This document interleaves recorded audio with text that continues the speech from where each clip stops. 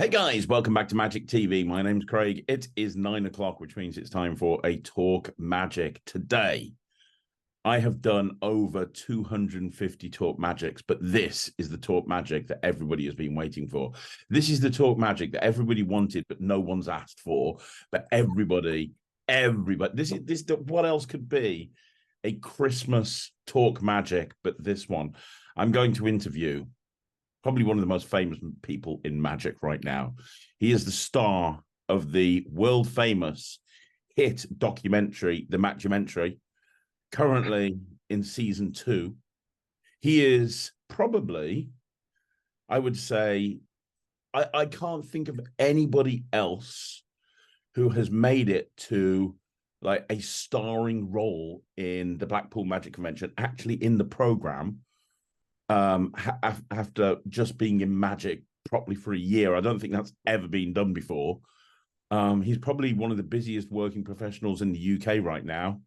I know that because I see the amount of gigs that he does.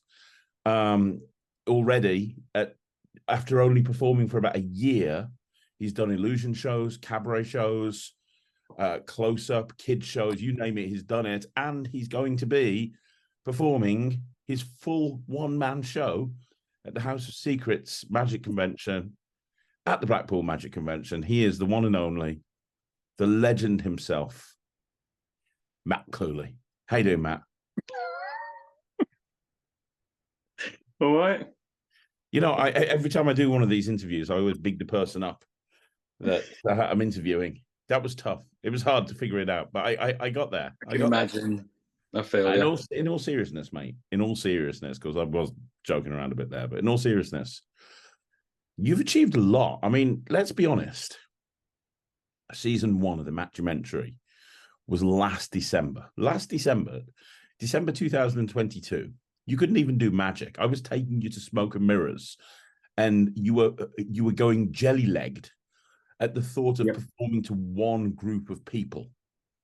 Like you were scared to death. A year ago, I was getting you to dance the Chihuahua at Drayton Manor with Rachel, and you were just, you'd never really performed magic before. You were the guy who sat in the office and just freaked out at this stuff. A year later, you're doing so well. You've done hundreds of bookings in the last year. You've performed on stage, you've performed close-up, you've performed everywhere. Talk about grabbing the opportunity with two hands and holding it tight and riding that ship all the way to the moon. That's what you've done, and then some. So I joke, but what you've achieved in the last year is nothing short of incredible. Thanks, man. It's not been easy. It's been a very steep learning curve. And it's been really hard at times. And there's been a lot of freaking out. And I've gone super grey. And I can tell. And yeah, but it's been amazing. What a ride, It's been crazy. It's a lot of people are just like, you're so lucky to have had this opportunity. And I'm like, yep, you're absolutely right. I am really lucky to have had this opportunity. I'm really lucky to have been, given the opportunities that I've been given.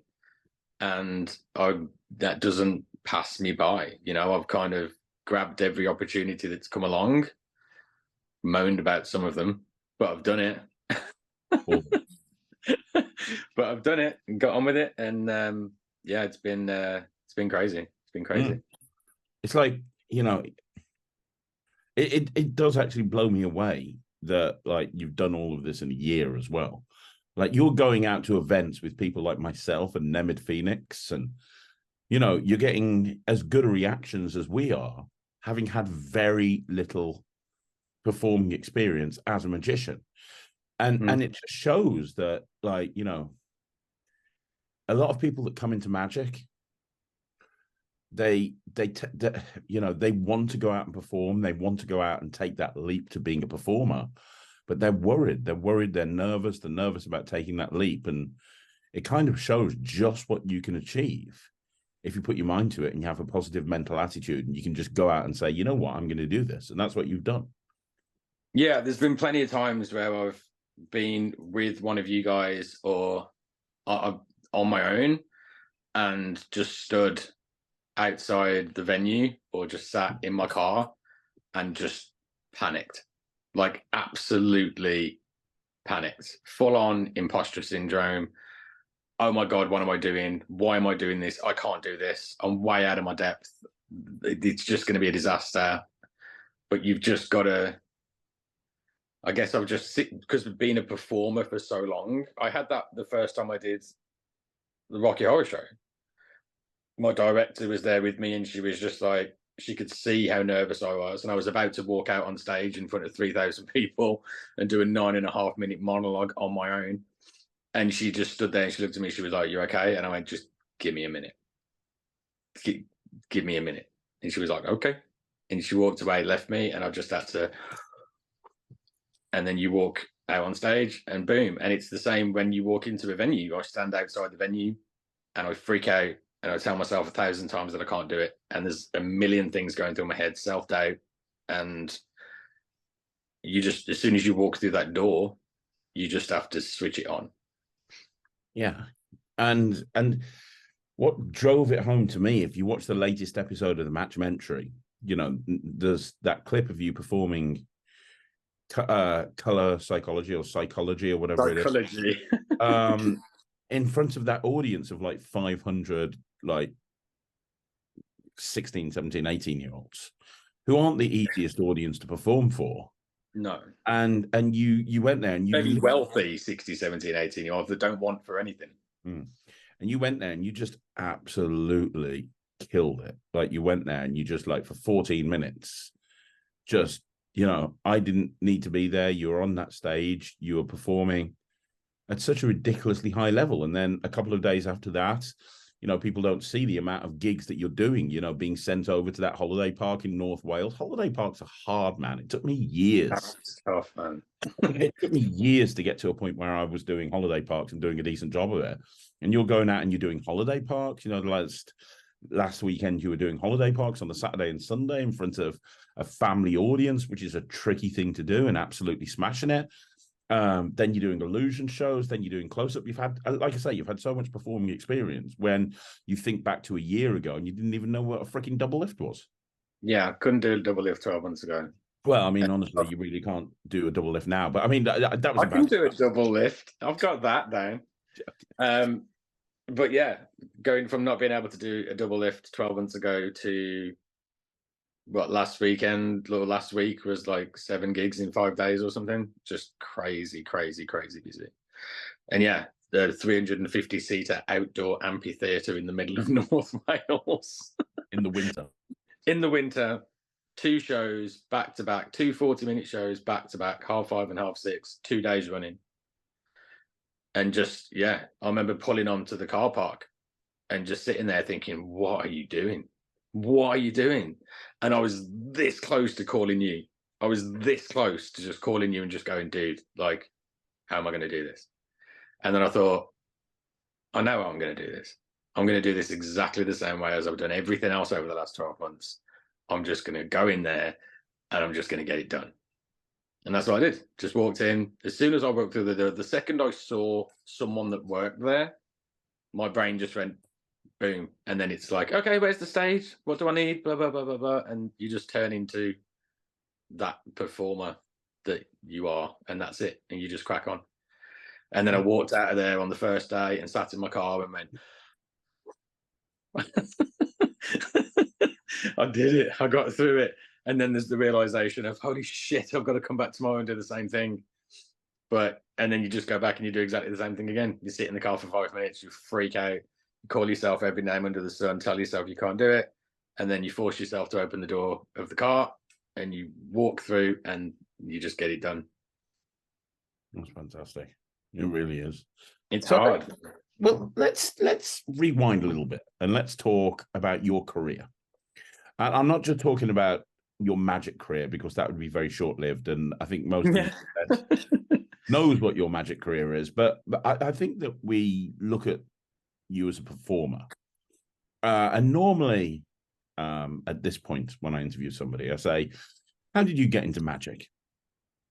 But obviously, that's not going to work with you. So, but I think what's made you a successful magician, I couldn't just take anybody and do what I've done, and in a year take them from where you were to where you are now.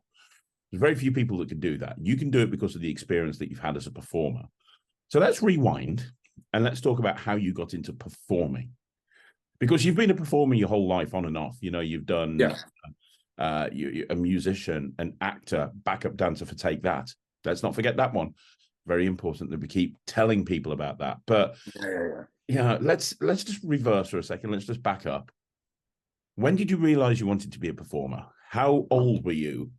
Like, what was it like? Oh, I went to drama school, stage school. Like, what was it? What was your talk to me? I never went to drama school. I never went to stage school. I'm a trained dancer. That's it. That's the only training I've ever really had. Everything else I did myself. So I knew from a kid, from as far back as I can remember, I knew that I wanted to be on stage doing something. And I just kind of fell into music. And I got into music, like bands and stuff. I got into bands pretty late, really. I was like late teens, early 20s by the time I actually started like properly performing in bands. And I was never a very good singer. I used to play guitar, and I played guitar very badly. And I joined a band in Hereford. It was my first ever proper band. I'd been in like little garage bands and stuff before that, but like we were terrible.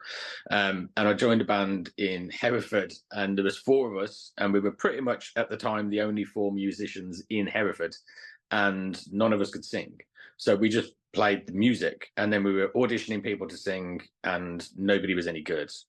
So we made the decision that we were gonna just audition in house. So one of us 4 was gonna have to be the singer. But the drummer that we had was actually a guitarist.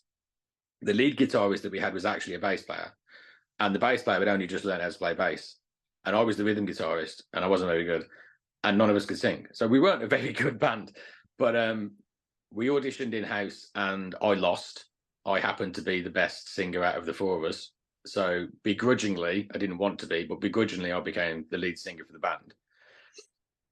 And then from there, I ended up joining another band, but wanting to make like a go of it. So then I went to see a vocal coach, a girl called Rebecca Downs, who's actually an incredible blues singer. She's had #1 albums in the iTunes chart. She's signed to Sony. Like, she's amazing. If you like blues music, go check out Rebecca Downs.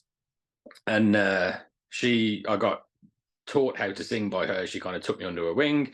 And then from there, I joined another band, and then we ended up doing really well. We were touring the UK. We were in Kerrang magazine and all that kind of stuff back in the day. I toured with a band called Journey, who I'm sure everyone knows from the song "Don't Stop Believing."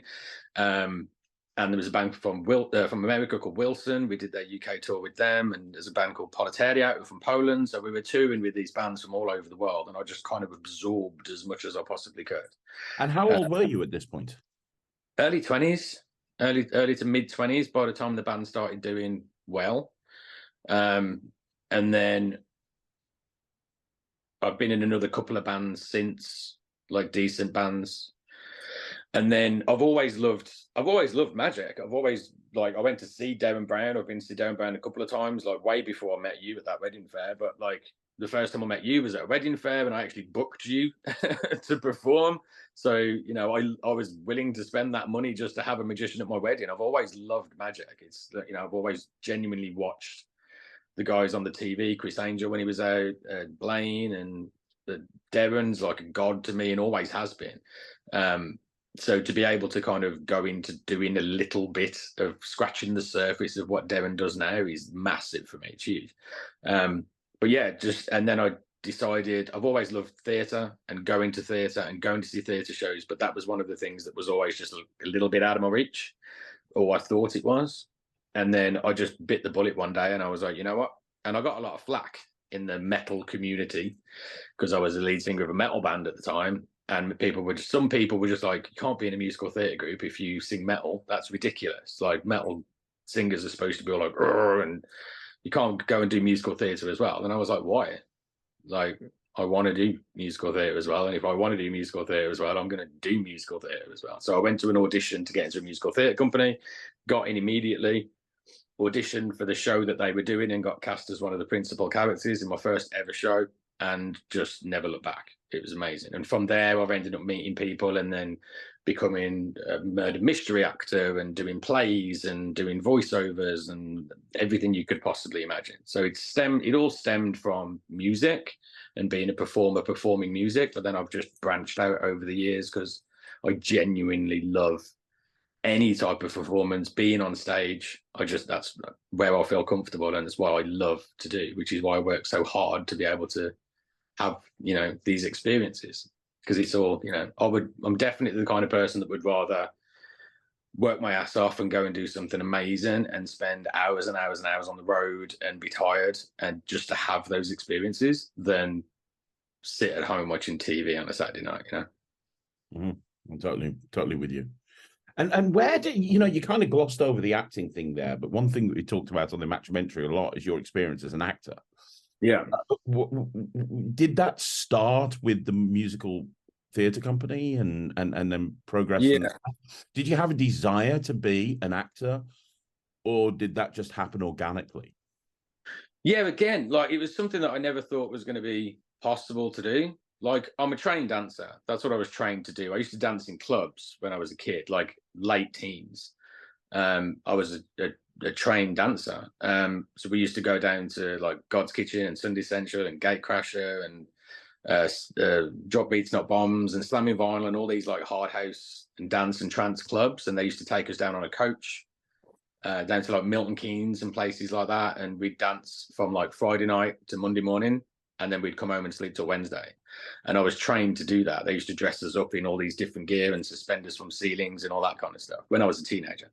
And that's where I kind of got the love for performing. But yeah, so I was trained to do that. So I was okay doing that. Same as singing. I was trained to be a singer. So being a singer in a band, I was okay because I felt like I knew what I was doing. Acting, I've never had an acting lesson in my life, ever. So I didn't feel like it was going to be something that I could do well because I hadn't been trained to do it. Same as magic. I never thought I'd be able to do magic. I'd never had any training or anything. It just seems like something that's too far out of reach. But I joined the musical theatre company thinking that I could go in there as a dancer and potentially a singer. And then they got me to do a little bit of acting and went, you can actually, you're really good at this, right? I was like, I've never had an acting lesson in my life. And they were like, well, you can do it. Like, you're really good at it. And I was like, oh, okay. And then they talked me into auditioning for the part. And I auditioned for a really, really small part in my first ever show. And then they called me the day after and was like, we're not going to offer you the part. And I was like, okay, yeah, well, it's a shock. Obviously, it's my first ever audition. There was no way you were going to. They were like, no, we're not going to offer you that part because we want to offer you this part. And it was one of the principal roles in the show. And I was like, holy shit. And I think just going there and biting the bullet and going and doing it and then finding out that I actually can do it was like a massive confidence boost for me.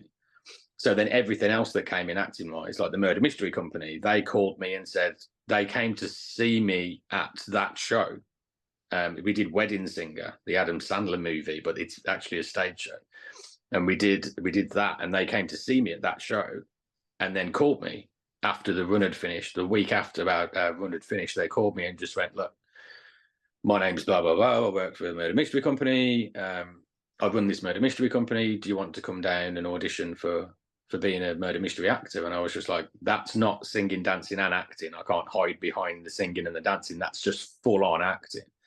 Mm-hmm. And I went down and they offered me there and then.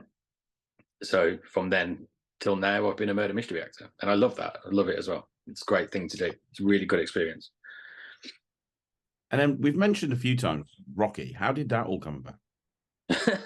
The Rocky Horror Show was one of the craziest things that I've ever done in my life. So that is a professional tour. We toured the UK. And the guy that runs the murder mystery company actually called me and said, they're auditioning for Rocky. And I was like, yeah. And he went, they need a narrator. And I was like, okay. And he was just like, you should go. I can get you an audition. You should go. And I was like, that's never going to happen. And he went, you thought that about everything else that you've done, and you've done it. So the thing is about musical theatre performers, he said, they're taught from the get-go that the audience is not to be looked at. You don't interact with the audience. You pretend they're not there, but don't forget they are, is the rule in musical theatre. So you pretend they're not there. You don't look at them in the eye at all, ever. That's why whenever you see musical theatre people standing facing the audience, they look up to the back of the room. You never engage with the audience, because it's supposed to be like watching a movie live. And when you're watching a movie, they don't look at you. So they don't have that interaction experience with people. You don't see musical theatre performers very often interacting with the audience. So when Rocky came about and they needed a narrator, my mate was like, that's right up your street, because that's what you do. You talk, you stand on stage, you interact with audiences, you're a performer, and you're really good at building rapport with an audience very, very quickly. I learned that with my band. And he was like, you should go. And I was like, just for the experience of going to a professional musical theatre audition, I'll go. So I went down, did my audition. They stood me in a room with three professional musical theatre performers, West End performers. And they gave us a bit of lib, which is a section of dialogue from the script to learn beforehand, and part of a song to learn. And then there's a choreographer there that teaches you a dance routine while you're there. So we went to sing. The pianist was sitting in the corner, and they start playing the song, and there's a whole bunch of people sitting in front of you at a table.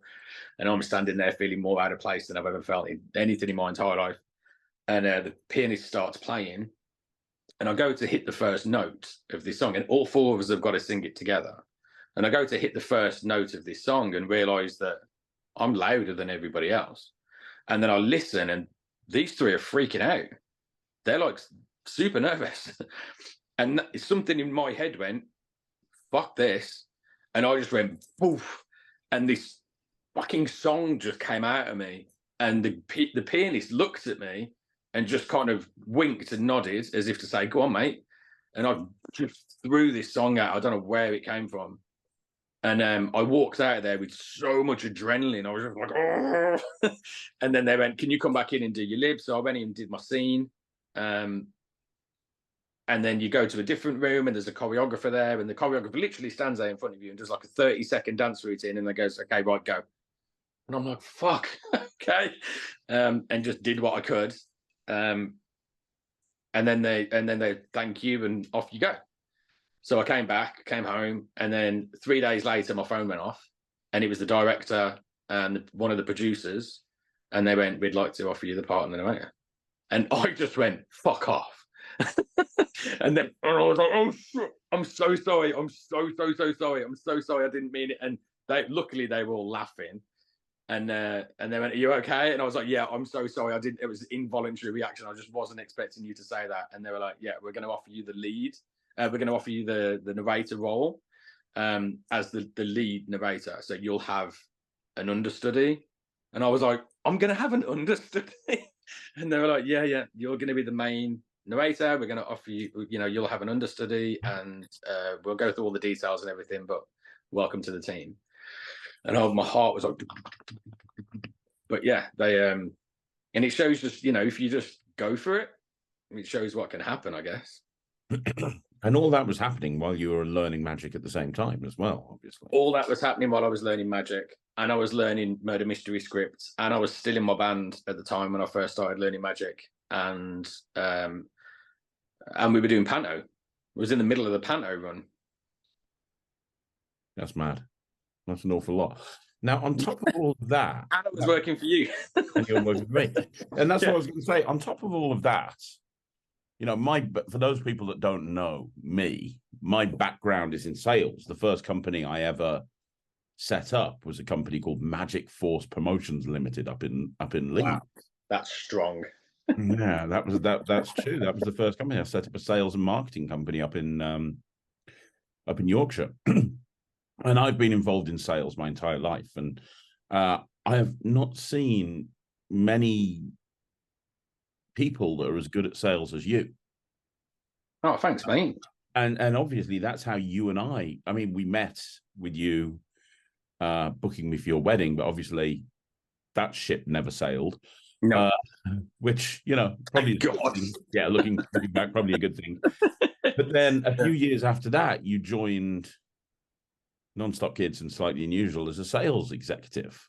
I did, yeah. And that's where we met. And you still, that's what you do in the company. You're in the sales department. Do you feel that, like, okay, so where did that, we've talked all about your experience as a performer, but like, where did your sales experience come from? And do you think that knowing how to do sales has helped you as a performer, specifically with the magic as well? 100%, yes. So I'm a fully qualified engineer. That's what I did at uni. I left uni, and the course that we were on, they guaranteed you at least one interview for a job. I got 7 interviews for jobs and got accepted for all of them. So I had a choice of 7 different companies to go and work for as a newly qualified engineer. I selected Toyota. I actually worked for Toyota, the car manufacturer, as a toolmaker and maintenance guy when that was the thing. So I did I think it was 3.5 years of uni, and then the last year to 18 months was on the job training. I finished all my training. I was very happy with myself. I was on a lot of money for a guy in my late teens, early 20s. And then some genius invented CNC machines and put us all out of business. So the job that I am qualified to do no longer exists, pretty much. And I had to scramble. I had to figure out what else I could do, because I effectively, at that point, had no qualifications that meant anything anywhere. So my life was pretty much over at that point, and it was either sink or swim. So I decided to take a holiday, and went to Spain for 2 weeks, to Mallorca. While I was in Mallorca, I got offered a job as a rep. So I was out with the reps, got to know them over the course of the 2 weeks that I was there. A couple of nights before the night I was due to go home, this girl comes up to me and she went, you'd be a phenomenal rep. She went, with your personality and the way that you interact with people, you'd be an incredible rep. Do you want a job? And I was like, I was working in a pub at the time back home because there was nothing else to do. And I was like, you know what? Yeah, screw it. That was when I decided to just start saying yes to stuff. That was I'm just going to say yes to opportunities that come out and see what happens. And this girl came up to me and said, do you want to be a rep? I was like, yeah. And she went, come with me. So we went to the JMC head office in Mallorca. She wasn't even a JMC rep. She was a first choice rep. And then she walked me straight into the room. There was this girl sitting there called Mel. And she was the girl I was with was like, this is Matt. He's going to be a brilliant rep. You need to sign him on. And this girl goes, okay, well, when are you going home? And I was like, my flight leaves at 9 o'clock tomorrow morning. She went, well, you better go and get your case then. And I was like, huh? She went, welcome to JMC. Go and get your case. I was like, that's the interview. She went, yeah. I was like, okay. So I went back to my hotel room, packed up my suitcase, went back there. It was about 9:30 at night. And she went, your house is just over the road. There's your keys. Be back here at 8 o'clock tomorrow morning. And I was like, okay. Came back, went to sleep, went out and carried on getting drunk, went to bed at stupid o'clock in the morning, got up, went back to the thing at 8 o'clock that morning. They handed me a uniform, and then I was a rep. And that was it. And it teaches you a lot being a rep. So we have to do something called transfers, which is where you take a coach to the airport, you wait for the flight to come in, all the people that are on your docket come off the flight, onto your coach, you have to sign them all on, and then you have to drive them for 50 minutes down to the resort. The Okay. first time I had to go and do that, I was standing there and I looked at my thing and I was like, this is weird because every name on here is a bloke. They're all male. Is that normal? And I'm speaking to another couple of the reps and they're like, sometimes if it's like businesses and stuff. And I was like, okay, whatever. So all these lads come off, they get on the coach. I sign them all off one by one. I'm looking at them thinking, oh, all these guys are huge. 47 Scottish rugby players was my first transfer on my own. And that was kind of like a bit of a rude awakening on its own. But that job kind of, it toughens you up very, very, very quickly. So yeah, that was kind of my start into that kind of being able to build rapport with people and being able to command a group of people, because commanding a group of drunk Scottish rugby players is about as tough as it gets. So if you can command that room, you can command any room.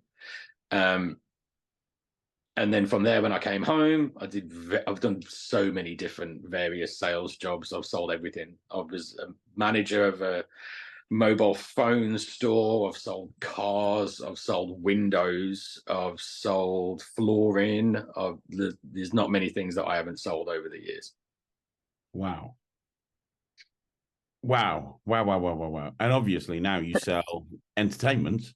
And now I sell you and me and them. And the rest, the rest of us. And the rest of them.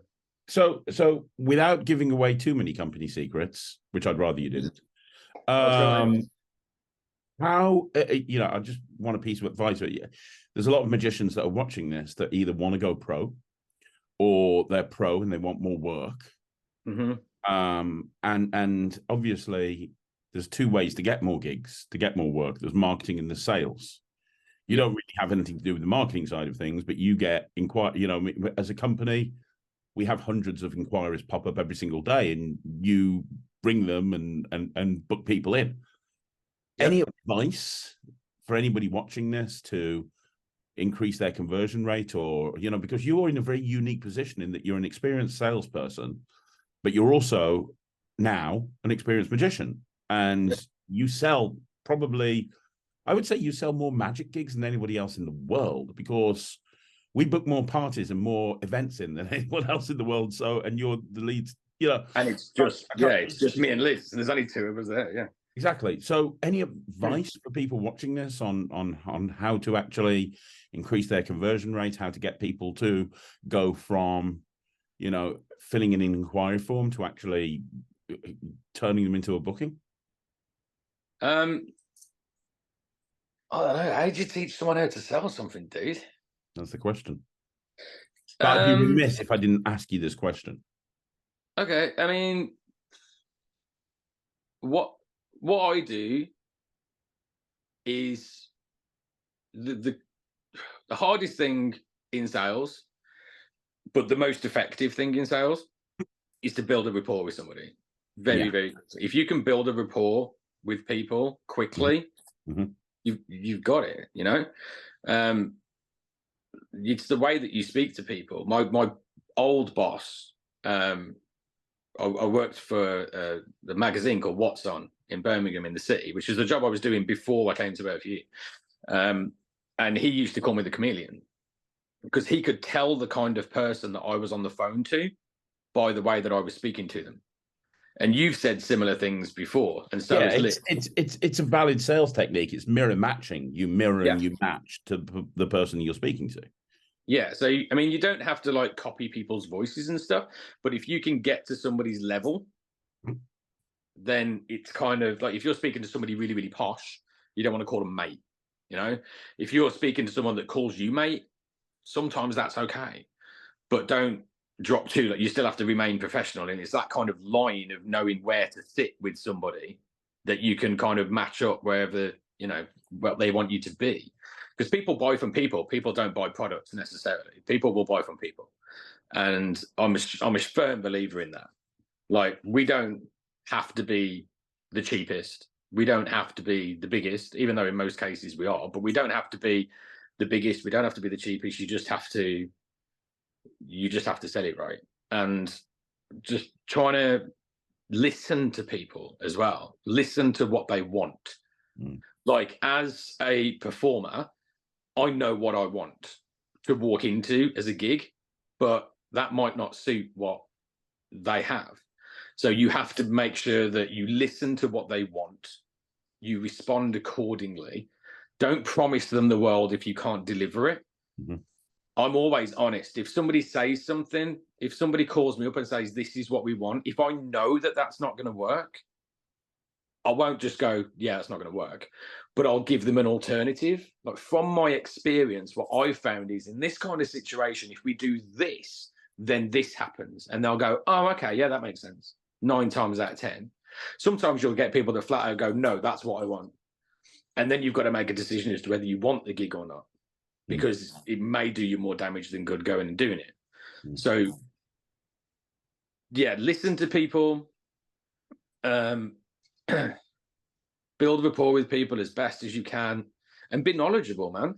Like, even if it's your first gig that you're ever going to book, don't tell somebody that. Do you know what I mean? Talk confidently, talk as if you know what you're talking about, even if you don't.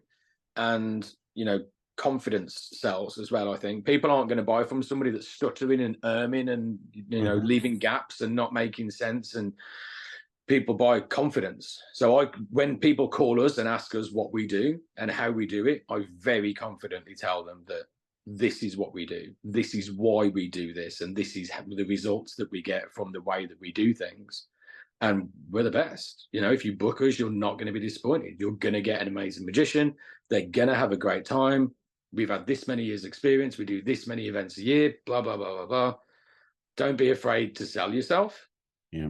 And ask for the sale, which is what a lot of salespeople don't do. Ask for the sale. Say, right, okay, are you happy? Do you want to book me? My sales mentor used to say to me, that's the ABCs of sales. ABC, always be closing. Yeah. Ask. If you don't ask for the sale, you're never going to get it. If somebody goes, oh, okay, well, you know, I'm just going to have a chat to Philip and then I'll call you back and blah, blah, blah. That's a cop-off. Like, don't take that. Yeah. And you know, that's some of what you've said there is transferable to an actual gigging situation. And perhaps that's why you do so well at gigs, despite having very little experience. Because, I mean, you talked about mirror matching there. That's something that I instinctively do when I'm performing. You know, if I go into an event and there's people there that are like, all right, mate, how you doing? I'm going to be approaching that group a lot differently to the group where it's like, oh, hello, yes, I'm from, you know, you adapt what you do differently. You know, when we did that gig in central London at that Masonic Lodge, we approached that very differently to when we were at a military base with the squaddies. You know what I mean? It's transferable skills. If you can sell yourself, if you're a magician, I mean, basically the job as a close-up magician especially is to sell yourself, getting people to like you. If people like you, then they're going to want to see you perform. If they see you perform, you know, and they like you, that's half the battle. It's the same with sales. Exactly the same with sales. The same with most things. Yeah.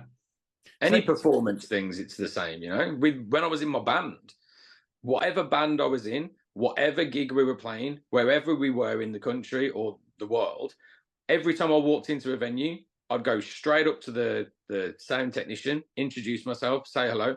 I'd go straight up to any stage crew were there, any marketing guys that were there, any event organizers that were there, the bar staff, anyone that was in that building. I'd gone around every single one of them within 5 minutes and introduced myself and told them it was a pleasure to meet them. Yeah. Nobody else on the local music scene that I knew did that. Well, look, I've been doing magic for way too long. I'm very old. But you know, I've always been very professional when I turn up to gigs. You've seen me. I'm very professional. I'm very professional, very on it. I put the client at ease. But I don't go to the extent that you do. You know, we'll go to gigs together. And by the time I've got out the van and I've walked into the venue, you're like first name terms with everybody. It's like, oh, Craig, this is so-and-so, this is so-and-so. I'm like, do you know this person? No, we've just met. And you make it your mission to get to know and get those people to like you as soon as possible. I've always done that. I've always done it. Which you do better than me, I'll be honest. You do that better than me because I'm just not a people. I don't like people generally, to be honest. So I go up to the gig and they're not going to hate me, but I'm just going to be very professional. And, yeah, I'm Craig. Nice to meet you. How you doing? I'm not going to go and find out their fucking life story, but that's what you do. You're like, within a couple of minutes, you know the name of their cats. I have a tendency to people just tell me stuff without me really asking.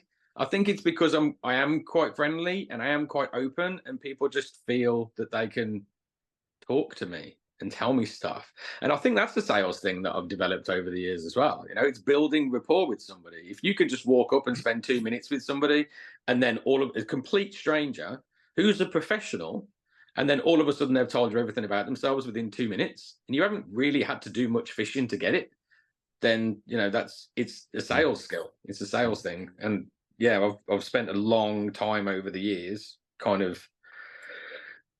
it's just kind of who I am now, I think. Yeah, it's very uncanny. It really is. So we've talked about you as a performer. We've talked about you as a salesperson. These are all the different aspects of your personality and your character makeup that I think have made you as successful as you are within magic in the year that you've done it. I want to ask you, like, it's a standing joke between me and Ryland. Because we spend a lot of time in the van with you. And it's just that me and Rye talk about this when we're not with you. It's a standing joke between the two of us that you seem to have worked or lived in every country in the world.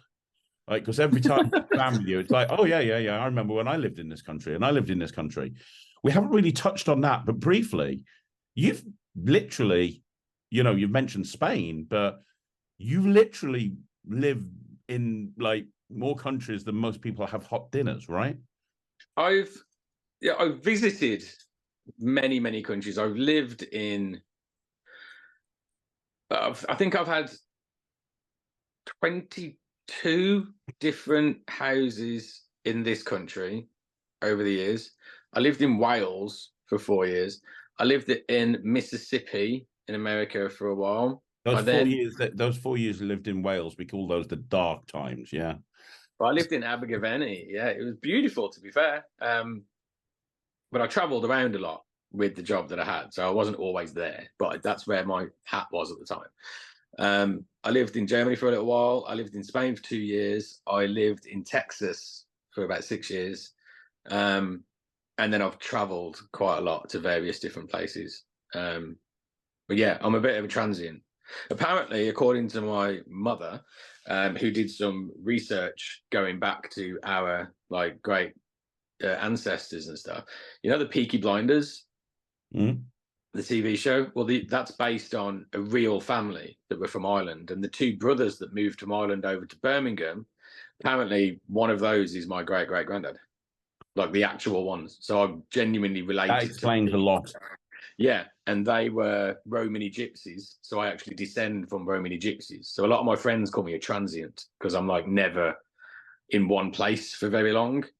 And I kind of like that. I get bored really easily. I don't like staying in the same place for very long. So, but yeah, I've been about a bit, yeah. So you've got all of this that's made up your life. You've traveled around the world. You've had sales jobs on and off your entire life. You've performed in bands. You've danced professionally. Backup dancer for Take That. Forget that one. You've acted, musical theatre. It was one time, a really long time ago. Never going to let it go. You've done all of this stuff, including being Robbie Williams' fluffer. All of this has happened. My question is, how were you able? Because this whole magic thing could have gone very wrong very quickly. And as much as I, love and respect you, the thing that I'm most protective about, and a lot of people don't know me as well as you know me, because you obviously spend more time around me than most people, that I'm very protective of how my company is perceived, and that I want to deliver 100% every single time. I want to make sure that everyone has an amazing experience. If you were learning magic and going to venues and stinking the joint out, very quickly the whole Mattumentary thing would be stopped, and we'd go, okay, well, that's a failed experiment.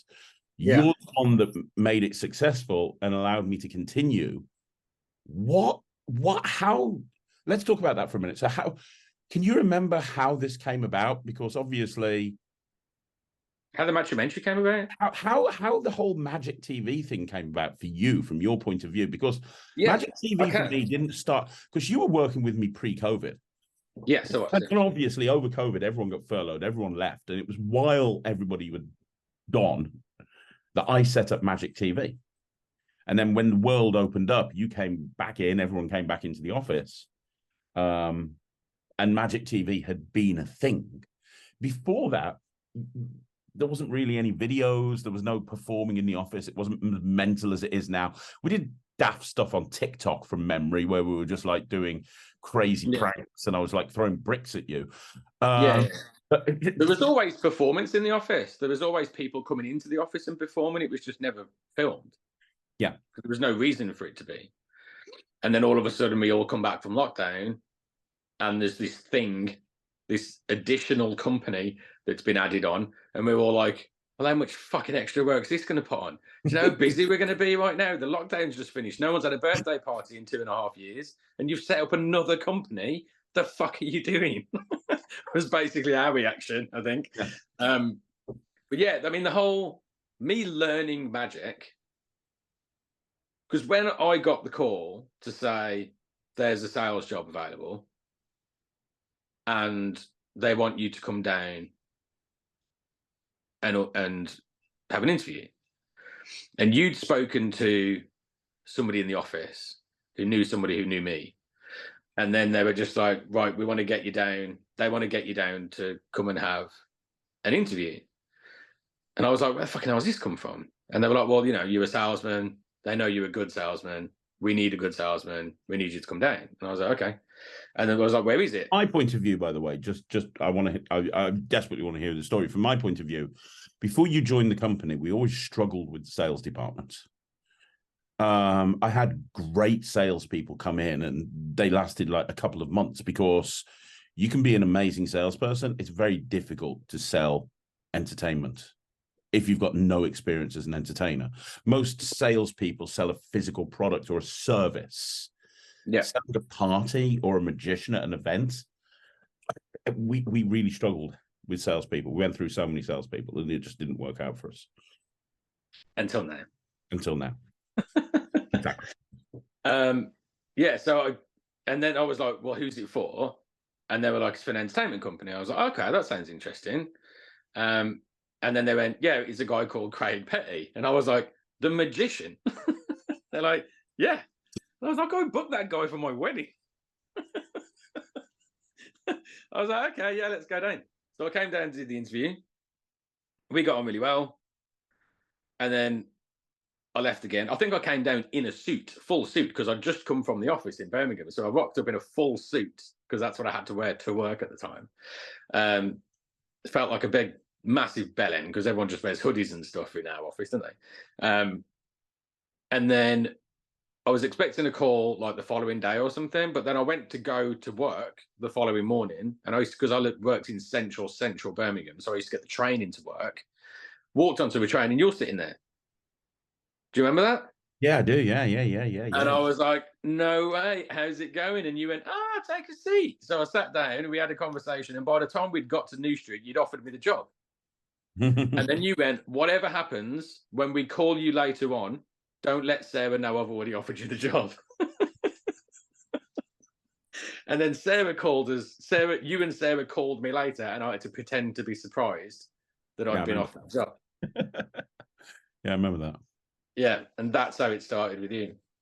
And here's the whole magic thing, I was just like, right, genuinely one of the reasons why I took the job was because I've always loved magic. And I thought, God, if I go and work for that guy, like, he could teach me some magic. Like, that'd be really cool. I could actually learn a little bit about magic, about the industry, I knew you performed, I knew you did close-up, I knew you did stage stuff.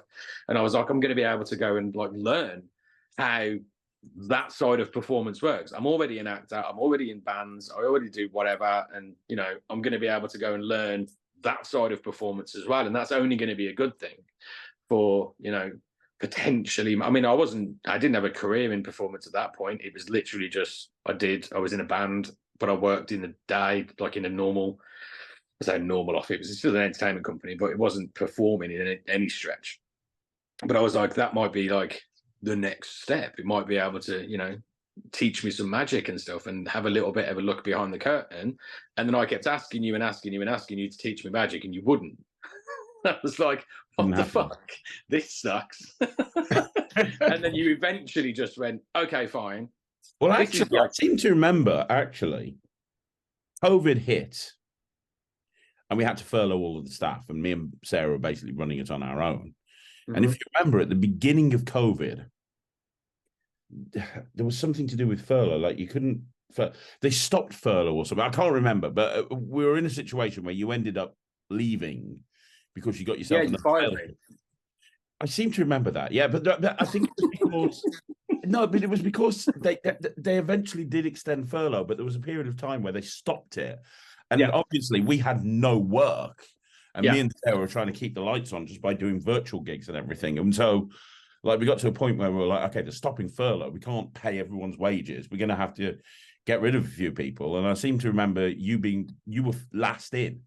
You and Caroline, I think, were last in. And so you were the two that we had to get rid of. And I was really gutted about that. And I remember you. It's the only time in my life that I've been let go from a job and had to console the person that was doing it, because Sarah was in bits on the phone on a Zoom call, crying her eyes out, and I'm just like, it's okay, I understand, I get it. When this is all over, I'll just come back. It's fine. But yeah, you got yourself a sales job. You got yourself a sales job during COVID that you were working from home from memory. I was working from home, yeah. And when we got to a point where we were allowed to perform again, we wanted to bring you back. We wanted to bring everyone back. And so we contacted everyone and we're getting the band back together. And you and I had a chat, and the sales job that you got was a really good sales job. And it was really cushy from memory because you were working from home. You were doing your own hours. You weren't having to drag your ass into Cannock. And I seem to remember that one of the conditions for you coming back and leaving this very well-paid sales job was learning magic. Is that right? Am I remembering this correctly? It is. That's what I said. I really wanted to learn magic. I wanted to get into magic and start doing it. And I wanted you to teach me. And you went, okay. And then I got to the office and I was like, you're still going to be teaching me, right? And you were like, yeah. Oh, one thing, by the way, if I am going to teach you, we're going to film it and put it on the internet. I was like, what? And you were like, yeah. I'll teach you. But if I'm going to teach you, we're going to document the whole thing and then we're going to put it on YouTube. And I'm like, I don't remember that being part of the bargain at all. And you were like, well, it is now, so deal with it. And that's how the Mattumentary was born. But even then, I didn't start teaching you straight away because we needed to get back on our feet as a company. Like, of course. Just all hands back, which is where people got to know you, because people got to know you as part of magic. Because I was just dragging staff into the office. And back in the early days, it was everybody. It was Reagan, it was you, it was Kay, it was Luke. Sarah, it was Luke. Anybody who would just come on camera to watch a trick. Yeah, you were the person that everybody liked because you freaked out at the magic, and a lot of people thought that was fake. It wasn't like I get that all the time from people, and I'm like, no, like genuinely, I fucking love magic. I've always loved magic. It baffles me, like, and there was a massive part of me that didn't want to know. I didn't want to. There was a massive part of me that didn't want to start learning because I didn't want that to go away. I didn't want to lose that kind of holy shit kind of reaction. And I'm a performer, you know. I'm not afraid to show my emotion about something. Do you know what I mean? Like, I'm a performer. I've been on stages my entire life. Like, if something impresses me, I'll, you know, let people know that impresses me. As the performer, I love it when there's people, when I was in my band and stuff, the fucking crazy ass people that stand wait outside for 2 hours so they can just get right to the very front, and then they're constantly screaming at you the whole time you're on stage. Those people are great. They're amazing. I wish the whole audience was like those guys. So if somebody does something that impresses me, Why would I try and be cool about it? You know, they're a performer. They're showing me something. I'd like to show them gratitude by reacting how I actually want to react. I'm not going to subdue anything.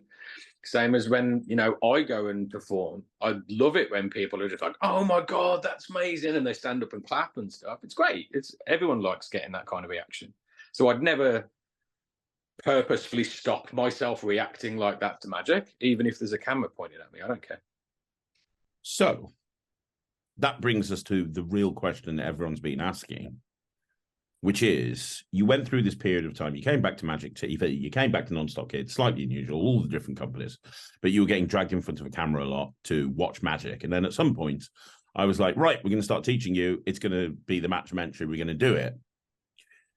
And I think the first season of the Mattumentary was 13 episodes long. And none of it was fake. None of it was rigged. By 13 episodes, you were going out doing close-up jobs. You put your 20-odd-minute routine together for the Rugeley Rose. You put all that together, and you absolutely nailed it. And you had very little time to do it as well. And what a lot of people didn't realize, you'd also learned how to do kids shows. You'd learned a whole bunch of different stuff. So the question is, how? How were you able to take that ball and run with it? Because it's a genuine, serious question, because there's a lot of people that get into magic, and you must have had people reach out to you and say this to you. Like, I got into magic 3 years ago, and I haven't got, I haven't even worked up the courage to go and perform to one group of people yet. I've got into magic, and the thought of doing a paid gig is stressing me out. And you were doing not just paid gigs, but you were going out to people that had booked slightly unusual. So they'd booked they'd looked around and they decided, oh, we're going to go for this company, and you were going out and, I can take all the credit, but I can't take all the credit. I should take all the credit, but I can't. Because although I kind of held your hand and showed you what you needed to know, you're the one that actually went out and did it. You're the one that actually ended up making a success of it. And as I say, I could have done that with 15 people and 14 of them would have failed and one person would have succeeded. And, the fact is, you kicked ass. So what was it that you did? What was your mindset? What was your approach? Because I think people want to hear this. There's a lot of people that are going to be watching this when they realize I've done an interview with you that are going to want this information. People that are desperate to go out and perform and replicate what you've done, and they want to know how you did it. Brute force and ignorance, I guess. Just I don't know. It's just mindset, man. I think it's just wanting to, or refusing to fail, wanting to prove to myself that I can do it. As much as I wanted to prove to you and that you weren't wasting your time, and as much as I wanted to prove to the guys in the office that I can do this, and, people that have been there from the start, like Nem, Tom Mullinger, Tom Maloney, Lee Barnes, Roman Armstrong, all these guys that were there from the get-go that, I knew as proper gigging magicians before I even picked up a deck of cards. I didn't want to let anybody down because everyone's been so nice from the get-go and everyone's helped. And, I could say that that I didn't want to let everybody down, that I didn't want to make myself look like an idiot on the internet. I could say that all of that crap that people say in these kind of situations. But the truth is that I was never going to let myself fail, because to me, I am my own worst critic. I always have been. Everybody that knows me well and is close to me has been telling me for my whole life, like, stop beating yourself up. Stop doing it. Like, you did great. And I'm like, yeah, but I messed this thing up. Yeah, but it doesn't matter. Like, you got through it and everything else that you did was amazing. And I just focus on that one little bit that I messed up. And I still do it to this day. And I don't think that'll ever go away. And I just, because I'd asked you to teach me how to do magic, because I'd, all of a sudden it was put on the internet for whoever wanted to watch it to see. I just didn't want to. I didn't want to let myself fail, and I was never going to let myself fail, and I still don't want to. So I think it's just that drive that's. It's either do well, or I beat myself to death for the rest of my life. I think those are the two options that I have, and whenever I can, I choose the first one. You know, but if anybody wants to go out there and just do a gig, then just go and just. I know it sounds ridiculous, but there's no substitute for experience. There's no substitute for getting out there and doing it.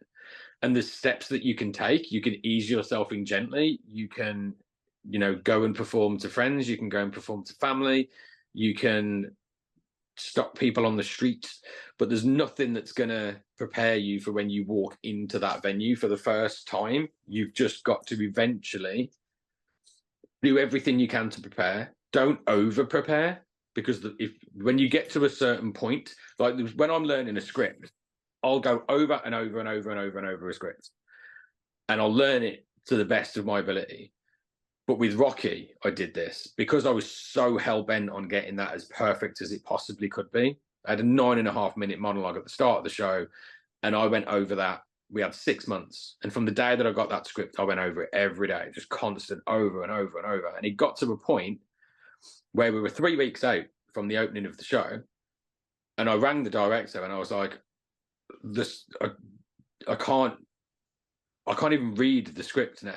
Like, I don't know what else to do. And he went, well, then you're ready. Like, don't overdo it. Because all you're going to do is start screwing up what's in your head. And you can over prepare for stuff, and you can over analyze things, and you can, which I'm a fucker for doing. You just got to get yourself to a level where you're prepared. You're never going to feel 100% ready to go and do anything. But you've just got to get yourself to a point where you're like, right, okay, I know this trick. I know how to do this. I know what I'm going to be saying while I'm doing it. There's nothing else that you can do at that point other than go and perform it. Have you found it difficult? Like, you talk about scripts, and one thing you've been doing as part of Slightly Unusual is you've taken the lead role in the Slightly Unusual show with me, which has, traditionally been me and one other, and you're doing a lot of the illusion shows at the moment. And for those people that don't know me, I'm not very scripted at all. Not at all. Not at all. Have you found it difficult doing that with me, going from that environment where it's, I need a script, and everything that you do, whether it's acting or this or that, the other, to going into an environment where I remember the first time that I took you to an illusion show, you're like, what are we doing? I'm like, I'll figure it out when we get there. But what am I supposed to say? Oh, just follow my lead. No, I need to know what to say. No, don't worry, we'll work it out together. That's not how I work. Remember your script for me that day? I got you to write me a script, and you just got a piece of paper and a Sharpie and scribbled say stuff on the top of it, rolled it into a ball and threw it at me. That was my script. Say stuff. Right. I'm like, holy shit, what have I got myself into? But yeah, it's a weird transition. I prefer to ad-lib. I prefer, and that's not for everybody, but I prefer to be very loose. And you've seen me perform, it works for me. It really does. Yeah. Because one of the things that I'm good at is reacting to what the audience said. Yeah, bullshit, basically. Just like going off at a tangent completely and changing things on the fly, depending on what's happening in the audience. But have you found that it was difficult to adapt to that, but learning that style, has it helped you as a performer as well? It wasn't as hard as I thought it was going to be, because when we're doing an illusion show, that's your show, and you know that inside out. And you don't say the same thing twice in the same way very often, but I kind of know now where you're going, and I've learned to adapt, and I can, I kind of learned to know where you're going to be going and what you're doing next. And we do generally write out a running order for what we're going to be doing. So I've got a rough idea about what's coming next. We don't always stick to the running order. Sometimes you just randomly change it up in the middle of the show, and I just have to kind of scramble. But it's fun. Like it's not anything that bothers me. It did bother me when we first started, because that's not what I'm trained to do. You know, when we do a theatre show, we are told not only what to say, but how to say it. So if you, in rehearsal, say a line and they go, no, don't say that line like that. You've got to say it like this. So they tell you how to say the line, not just what to say. And then where to stand, or where to walk, or what to be doing with your hands or your feet or your arms while you're doing that, while you're saying those lines. Everything is so meticulously planned out by the directors and the choreographers and the producers and everything else. But then walk onto a stage with Craig Petty, who's just like, yeah, we'll figure it out when we get there. And it's like, no, we are there. That's the audience. And we still don't know what we're doing. And you're like, yeah, it's fine. That was a rude awakening, and again another massive kind of learning curve. But yeah, I think I'm just kind of used to it now. I'm going to go off at a tangent here. I'm going to go off at a tangent here and give you some props and really talk about something that you're very good at, which is a lot of people don't realize, because we don't really talk about it. But you know, for the want of a better word, you're Ryland's acting coach. So you have. Yeah. You know, multiple sessions every week with Ryland.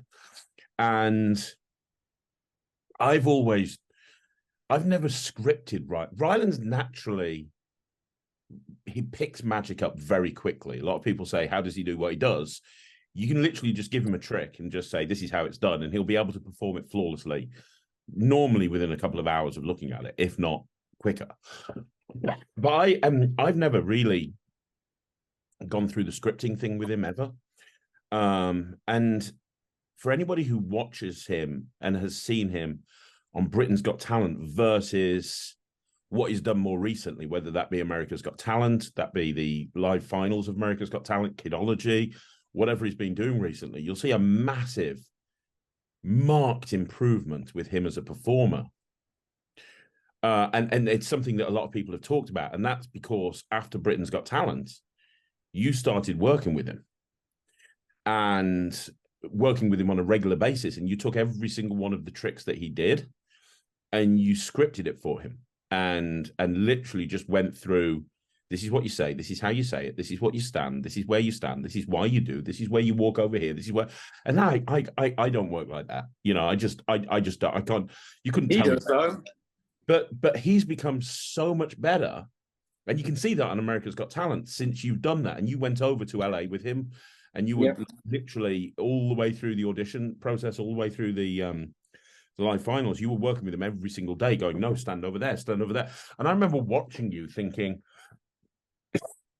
I would die if I was Ryland. Like, you're just telling him to stand in the same, you know, it's like, no, don't stand there, put your feet apart, don't stand there. So I was like, oh my God, this would kill me. But it just would. But like, he's improved so much. And it's because of that process that you've been through with him. So maybe I'm in the wrong. Maybe it's just me and I'm a freak. Well, no, people just work differently and people just work in different ways. I've always said on Magic TV, I don't script. You don't need to be scripted. And I still believe that with me, but I can see how much it's improved Ryland by you insisting that he's being scripted, if that makes sense. Yeah, scripted, choreographed. And it's teaching him, because he's a kid, man. Like he's been on more stages than most professional magicians will ever be on. Like, but he's never been taught how to move on a stage. He's never been choreographed. So he's just kind of doing what you do and just making shit up as he goes along. And he's got that natural ability to walk onto a stage and command an audience. He's got that thing. But sometimes he just doesn't know what to do with his hands. And I got sick to death of watching him walk onto a stage and stand there with his hands like this. And I'm like, I just said to him one day, why are you doing that with your hands, man? And he was like, I don't know where else to put them. Where's his hands at? And I'm like, yeah, okay, fair enough. So I just told him where to put his hands. And then he got better and we just kept going and going and going and going. And yeah, he's improving all the time. And he does pick things up lightning quick, apart from what to do with his feet. It's like you. He's got absolutely no grace whatsoever. But I'm trying to beat that into him. But he's getting it. And like the magic side of it, like he's way better than I will probably ever be. But he's there's things that experiences that I've got and that I can help him with a little bit. And if it helps him improve, then great. I'm happy to do it. He's a great kid. And there's a reason I bring that up, because I want you to give some advice to people in a second, but like, genuinely props to you. Seeing you work with him has made such a difference. Like, he's in the Family Entertainer of the Year at Blackpool, and the act that has been put together for him is slightly ambitious. He will get it. He'll be fine. But like, every day that he works with you, you can see he's getting closer to where he needs to be to pull that off in February. He'll pull it off. He'll smash, and he's going to surprise a lot of people. He's going to surprise a lot of people because it's completely out of his comfort zone, but he's taken to it, you know. And I made the mistake of, when we started this particular project and we started with this routine, by telling them that I needed to teach him how to dance. And that was the wrong thing to say, because you could see it in his face. He instantly just shut down. He's like, I'm not learning how to dance. I'm like, no, okay, right. Dance was the wrong word. I'm going to teach you how to move. I'm going to teach you how to move. I'm going to teach you how to move like a superhero. And he was like, oh, okay. And then, as long as I don't call it choreography or dance or anything like that whatsoever, then he's fine to do it. So, but yeah, it's going to be a surprise for a lot of people seeing that kid do what he's going to do in February, because it's nothing like he's ever done before. It's insane. It's insane. And what advice would you give people that want to perform on stage? Because, you know, you are working with Ryland, you're working with a lot of other people. Like, what advice would you give somebody who wants to perform on stage? They want to go from close-up magic to a stage show, and the nerves hold them back, or the thought of performing on a stage holds them back, or where to stand or where to walk or how to speak to the audience? I mean, all of those things can't be summed up in one sentence. There's many different things that you can do to prepare yourself for walking onto a stage. You have to make sure that if you're going from close-up magic to a stage, you have to make sure that the material that you're performing is suitable for a stage, first off, because it's very, very different. The stuff that you do on stage is very different to the stuff that you do in close-up. It's a completely different ballgame. There's so many different factors that you have to take into consideration when you're about to walk onto a stage to do anything, magic or music or acting or theatre or whatever it is. There's so many different factors. But again, you're only ever going to learn that stuff, short of, you know, calling me and booking me to come and train you. The only way that you're going to get that kind of experience is to go and do it. And I remember the first time I walked on stage with the first band that I was in, and I stood at the side of the stage for 10 minutes probably, and they were trying to coax me up onto the stage. I was terrified. I just didn't want to do it. But I think there's a lot of people that I've seen walk on stage for the first time and then walk off stage and they've never gone back on again. And then there's the other kind of people that walk on stage super nervous and instantly fall in love with it and then can't wait to get back on again once they've come off. And if you go and perform on a stage for the first time and you come off not wanting more than anything to walk back onto that stage, then you probably shouldn't be doing it. It's a very different thing. And I still get it now, where I'll walk off stage and I'm like, I wish I was still on there. Even as nervous as I was before I walked on, I hate walking on stages, but I hate walking off them more. And you've just got to have that thing. But it's being able to work a stage. It's being able to know how to, even if you've got a microphone on, you still need to project. You need to be aware of where the audience is. Is it raked seating? Is it flat seating? Is it cabaret style? Is it, you know, how tall is the stage? What's the sound like?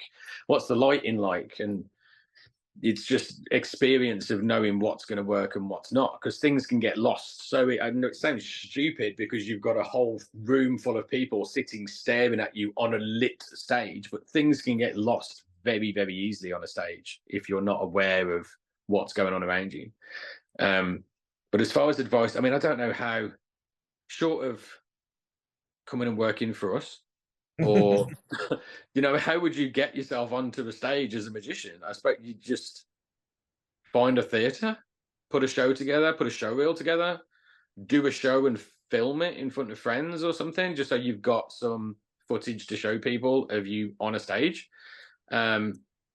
Ask some people when you're putting your show together, if you want to go from being a close-up magician to being a stage magician, put your show together like what I'm going to do. Get a bunch of mates together. I've got like Tom Maloney and Drew Perry and a whole bunch of other guys, Nem, all going to come down when I've got my show done and dusted for Blackpool, and they're all going to come down, and I'm going to do it in front of them, and they're going to help me, and then we're going to riff ideas, and they're going to tell me ideas, things that we can change, and different stage positioning. Like Drew Perry's amazing at that kind of stuff. So just go through it first. Do what Lloyd did when he did his lecture. That was the first lecture Lloyd had ever done, and he went and did one in Cardiff first to a very small amount of people. Just run it, practice it, find a space, get some people to perform it to, and learn about your show and tweak things that need to be tweaked and make the mistakes that you're going to make before you walk on stage in front of people. That would be my advice. Really good advice. Really, really, really good advice. Really is. So let me ask you a question. Halfway through season 2 of the Mattumentary, what's been harder, season 1 or season 2? I think, but season 2 definitely has been harder so far for me. The reason for that, I believe, is that season 1, although I put a massive amount of pressure on myself, there wasn't really much pressure from outside because nobody fucking expected anything anyway. I was just this noneth that had never picked up a deck of cards before in his life, so everyone was just expecting me to fail.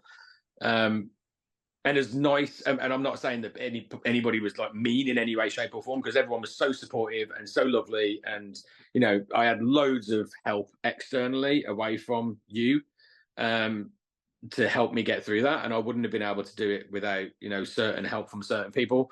But there wasn't a massive amount of, I felt pressure on myself because I didn't want to fail, but there wasn't a huge amount of pressure because nobody expected anything. Nobody knew who I was. Nobody knew where I'd come from.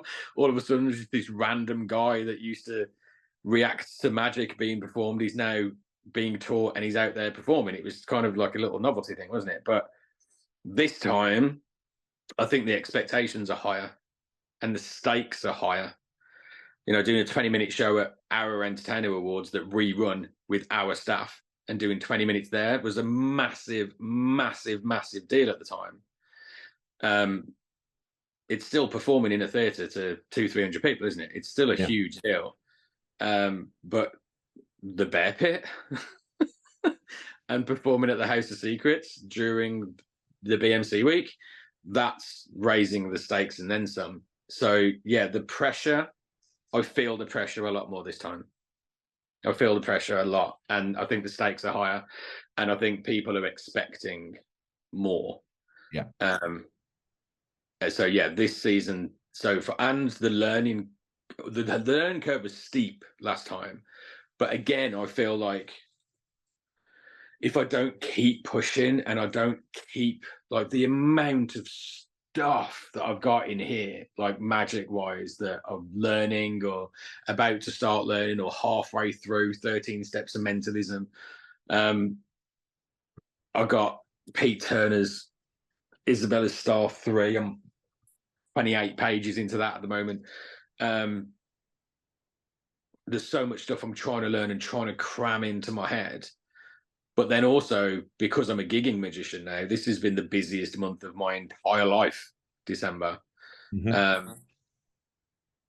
So, yeah, the pressure is on for this one. And I feel like the expectation is higher and the stakes are definitely higher. So season 2 is tough so far. Where do you think season 3 should go? Oh, does there have to be a season 3? Oh, there's definitely going to be a season 3. Can we not see how season 2 pans out first? I might lose my fingers in the Bear Pit. Nah. Season 3. People have been saying on the internet like it should be the Magic Circle. You know, you applying to be the Magic Circle. I've had people say it should be you putting a street show together. and finishing off with you performing at Covent Garden. Some people have said it should be you doing Britain's Got Talent. There's no way that's going to happen. I think, genuinely, I believe season 3 should be Matt gets an all expenses paid holiday to somewhere hot. Oh, really? Should it now? That's what I reckon season 3 should be. We'll run that past Sarah and see how that goes, shall we? Yeah. Nice. Come out the Magic TV budget. Absolutely. You've got the card for that. It'll be fine. Exactly. Yeah. We'll both go. She never checks the accounts or anything, does she? It's all good. We'll tell her we're working away and we'll just go down to somewhere nice. Sounds like a plan. Let's make that happen. So, what are your goals, aspirations? What stuff do you want to achieve in the next 5 years? What's on your magical bucket list? Because let's be clear, you've achieved more in a year than most magicians could ever wish to achieve ever. Like, I don't think there's a magician alive that's become as busy within 1 year. Like a year ago, you didn't even know how to do magic. A year later, you're doing like gigs every single day, and high profile gigs at that, close up stage, cabaret. I think you've run the gauntlet this December and done everything, including kid shows. Bags underneath my eyes. Yeah. So but you've achieved more in the year than I imagined that you thought was even possible. So what goals have you got? Especially when you consider that, like, I know I kind of joked about it at the beginning, but I don't think there's a single person alive that within a year of starting magic was on the bill at the Blackpool Magic Convention. Like, you're in the freaking program, for God's sake, because you're on the Bear Pit. Like, I haven't even seen it. Is it out yet? I haven't seen it. No. A year ago, you didn't even know how to do magic. A year later, you're on the program of the Blackpool Magic Convention, and you're you co-performing with Ryland at the House of Secrets. Yeah, I know.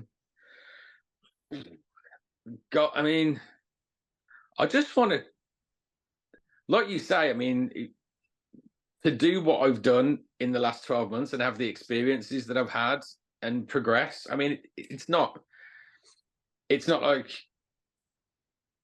I haven't worked. Do you know what I mean? Like, the last 12 months, I've worked my arse off, and I had to. And it's not like I was going out and, okay, we're going to turn Matt into a magician and you're going to book some gigs for yourself and go out and do some gigs. This is, okay, I'm going to teach you a few card tricks, and then you are going out as a slightly unusual magician. So that was added pressure as well, because I'm like, well, I can't fuck this up, because this is the company that I love and I work for, and I can't go out there and do a bad job.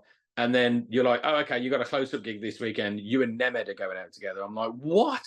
I've got to go and perform alongside Nem. And so it was a matter of, okay, well, if I'm going to go out and perform alongside Nem, and me and you were going out and doing close-up gigs together, and me and Tom Maloney are going out and doing gigs together, and Alex Foden, and I'm like, well, if I'm doing that, I've got to be good. There's no choice. I've got to be good at it, because I'm going to stand out like a sore thumb next to any one of these guys if I can't go out there and hold my own.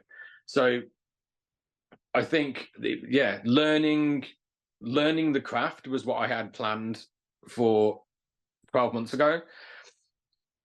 And I've kind of, over that 12 months, like not leaning more, like I'm full on into like mentalism stuff. That's where I want to be. That's what I want to do. And learning more about that, learning this thing that we were doing, like, just started getting into, really, about the propolis mentalism and stuff. That's really interesting. Having the opportunity to speak to people like Simon Lipkin and Mark Paul, and all these incredible guys, and getting advice from them and stuff, and putting that to use. So I've got these opportunities, I've got these doors that are open, I've got these people that I can call upon. I just want to put it to good use and do everyone proud and do myself proud. And in the next couple of years, I don't want to be that guy that Craig Petty taught how to do magic on YouTube.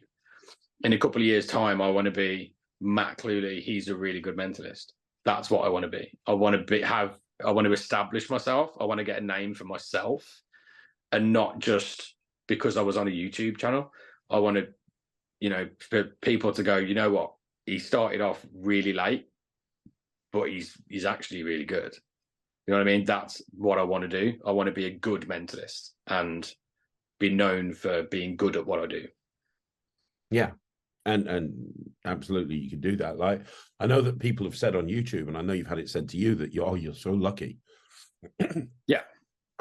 Being put in this situation. But the difference is, all I did was open the door. You're the one that walked through. I could have opened the door to anybody and they wouldn't have taken. And you have. Yeah, I have In actually. reality, you have.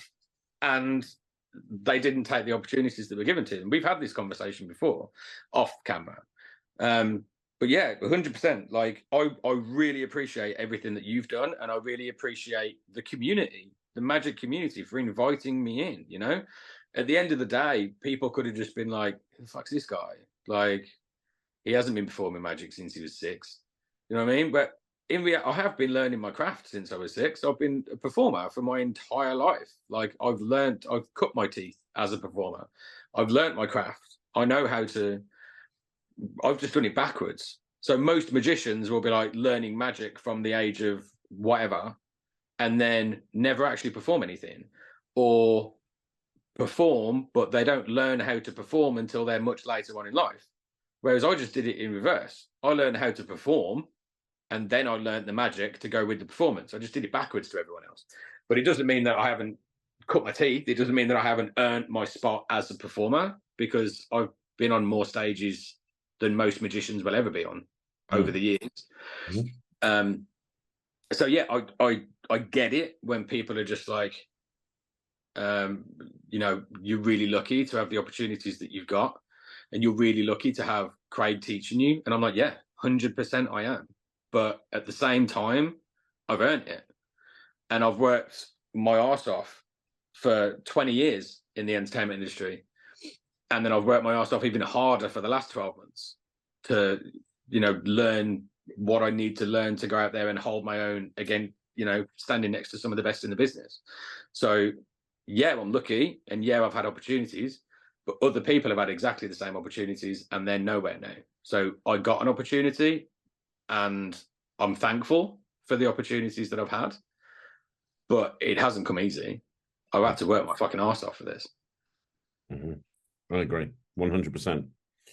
And what about creating magic? Is that something that you want to do? I say that because it's quite funny. I'll bring up Jack and Michael in the office, because Jack and Michael, if you don't know, work in the marketing department in my company, and the marketing and the sales department work very closely with each other. I kind of, oversee sales and marketing, and Sarah oversees admin and ops. So the marketing and the sales department work hand in hand. And Michael and Jack see a lot of magic, obviously, because they're filming for Magic TV, and they're filming a lot. They're constantly around magic. But there was getting an interesting conversation in the office the other day, which was, Michael and Jack were just like, well, Matt, why don't you just create a magic trick?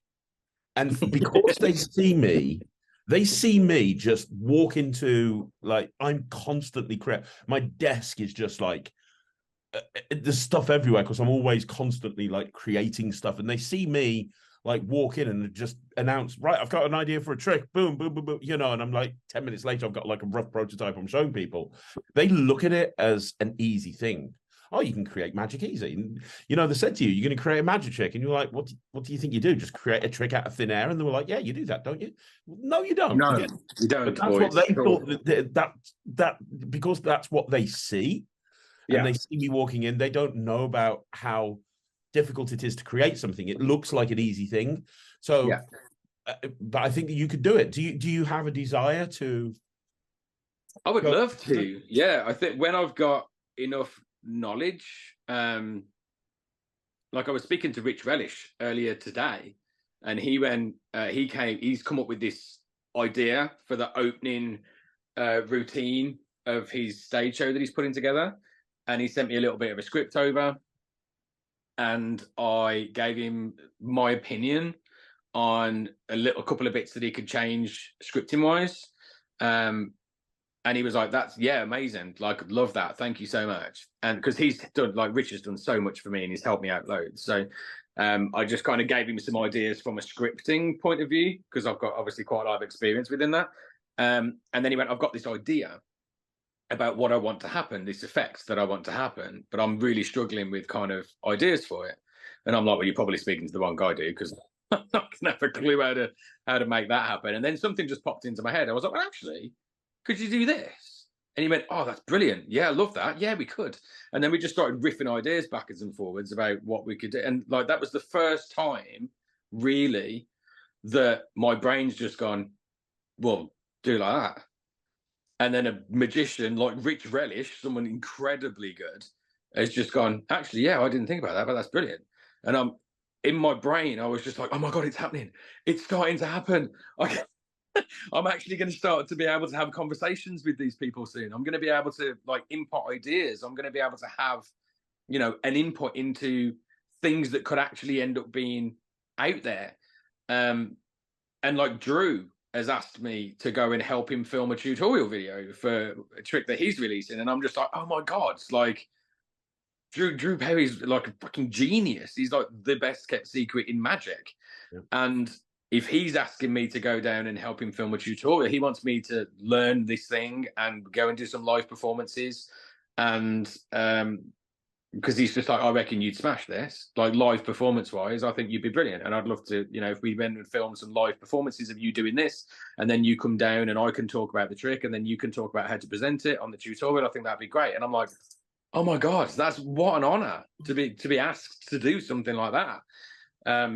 So yeah, I think it's starting to happen where kind of my knowledge is getting to a point where I'm nowhere close to being creating my own things, but I'm way further along than I was 12 months ago.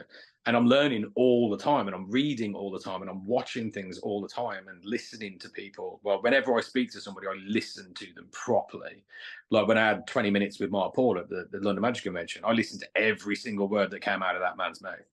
And I'm learning all the time. So yeah, eventually I would love to have something out, whether it be a download or whether it be a product or whatever it is. I would love to have something with my name on it.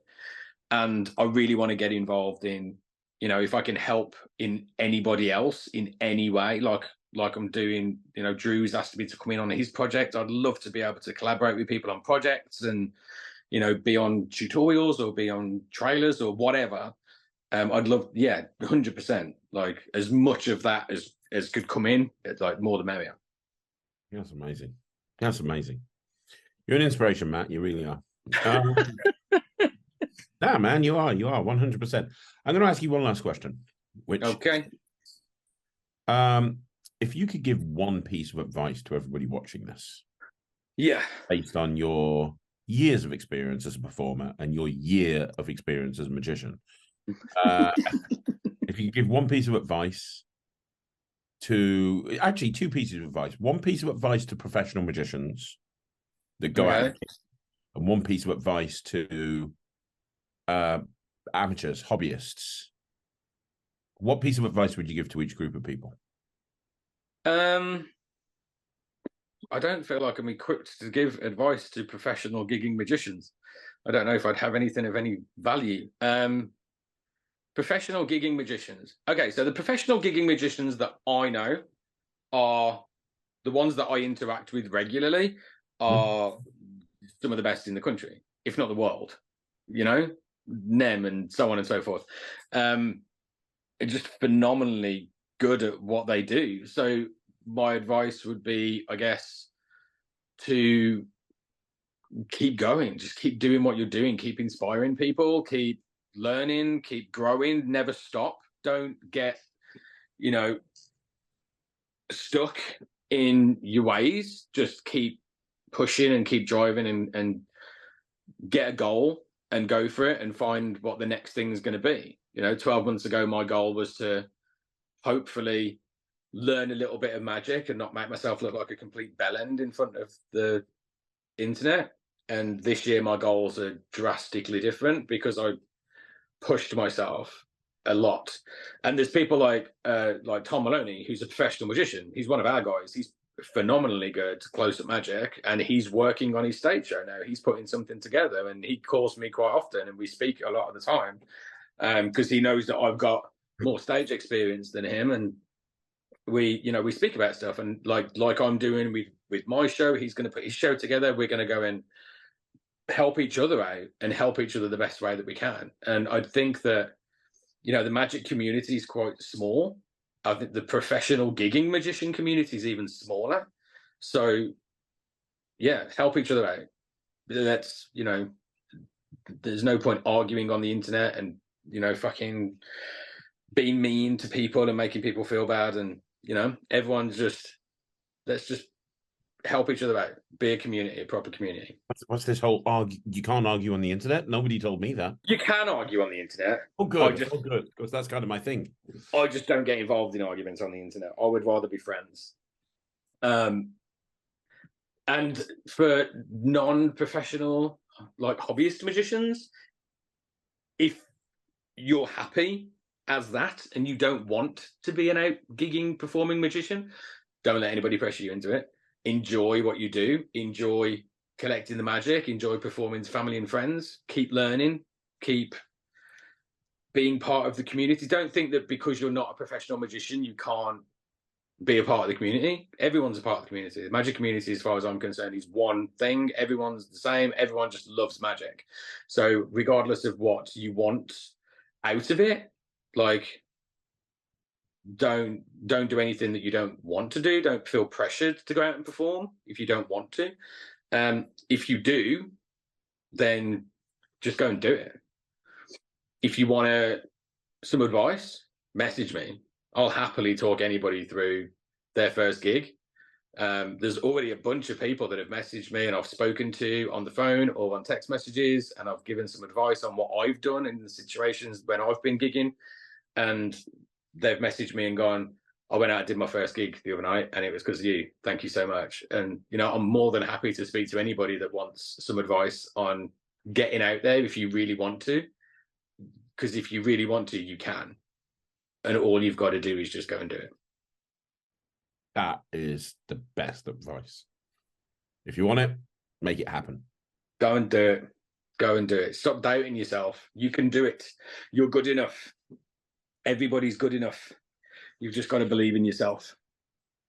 Great advice. Matt, this is not going to be the first time that we do an interview. I've got a feeling we're going to be doing another one at some point down the line.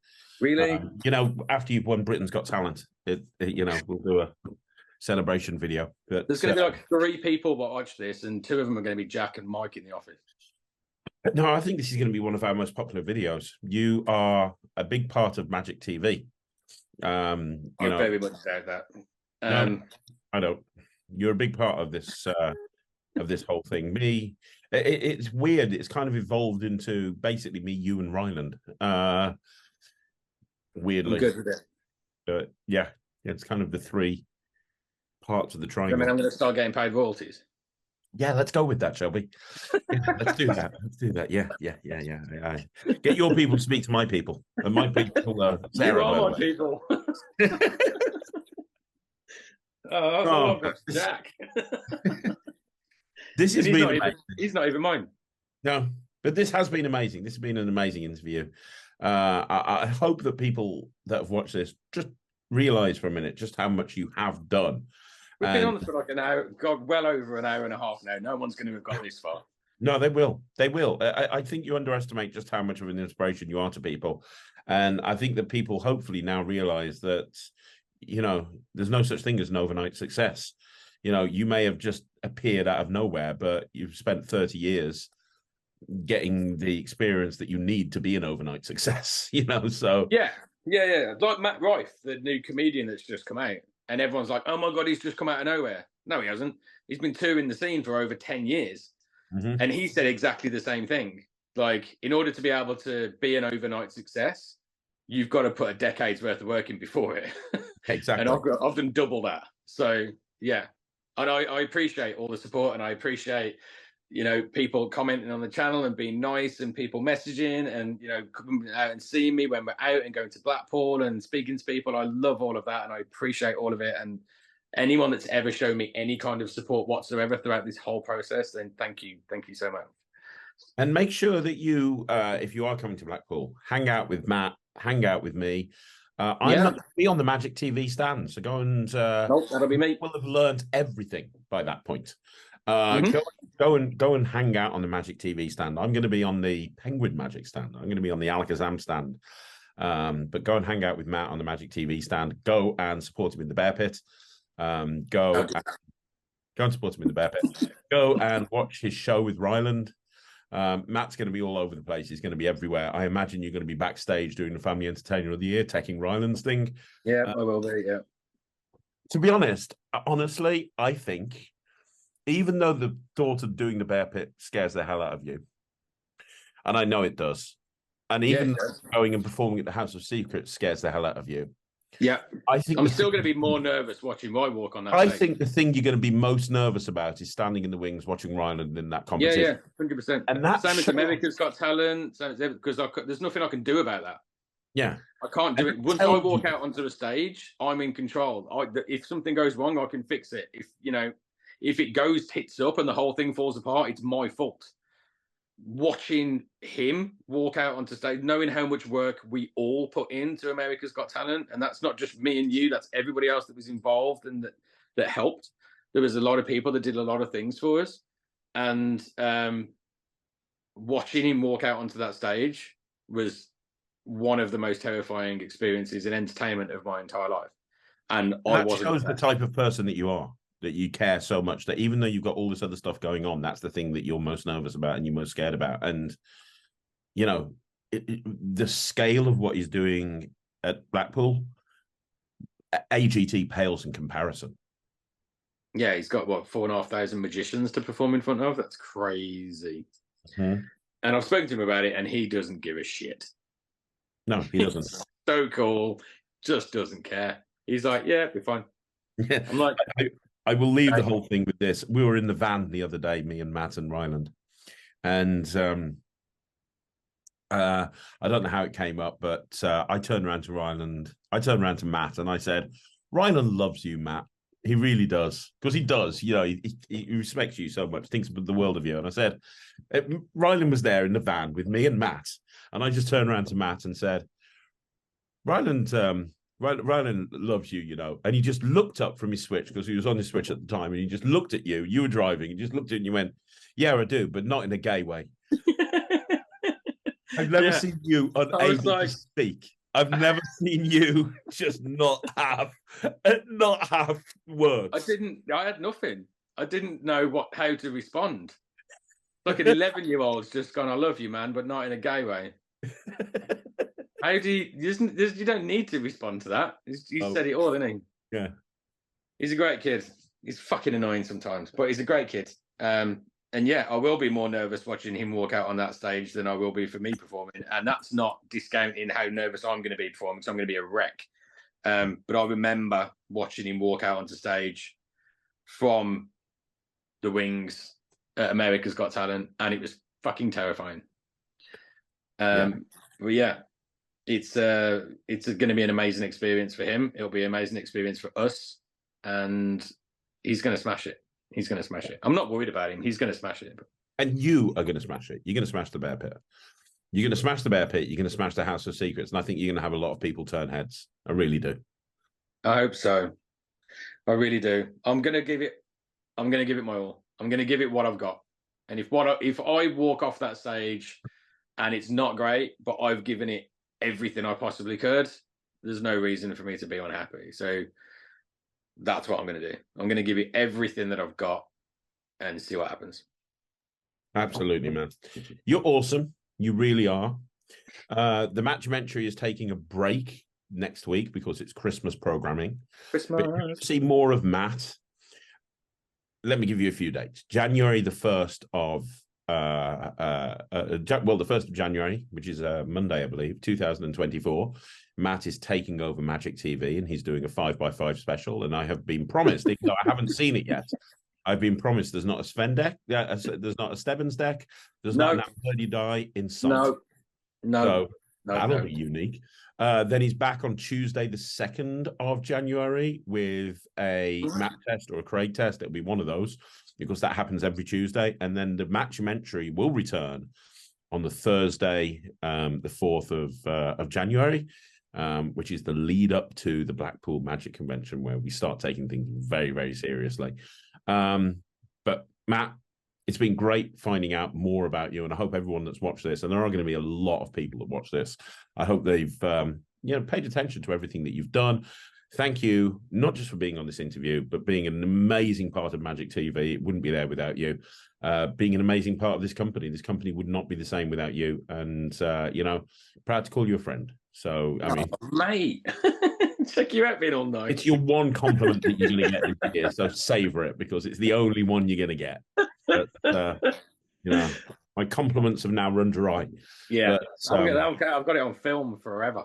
Exactly. Anytime that I piss you off, all you've got to do is watch this video and just soundbite that bit, and you're good. Yeah, I'm going to get Mike to soundbite it and put it into a song. Make a GIF out of it. Yeah. Matt, thank you so much. I want people to do me a favor and leave a comment down below and let Matt know what you thought, and let us know if you're going to be at the Blackpool Magic Convention. Are you going to be hanging out in the Ruskin? Matt will be drunk, probably. I will be. Every night. Are you going to be watching the show? Are you going to be watching the Bear Pit? Let us know in the comments down below. And one more time, Mr. Matt Clewley, thank you so much for doing this long-awaited interview. Thanks for having me, man. I appreciate it. Dude, you're awesome. And I'll see you in about 7 hours. Yeah, we're filming. We just finished. It's almost 1 o'clock in the morning. We're both in the office at 9 the next morning. So, guys, on behalf of Matt, thank you so much for joining Magic TV again. Don't forget to like, subscribe, leave a comment down below. Make sure that you join the Netrix, which is where Matt gets all of his magic from. And we'll be back again very, very soon with another Matt test, another Craig test, another Mattumentary episode, and a bunch of other stuff on Magic TV. We'll see you again soon. He's Matt Clewley. I'm Craig Petty, and this is Magic TV.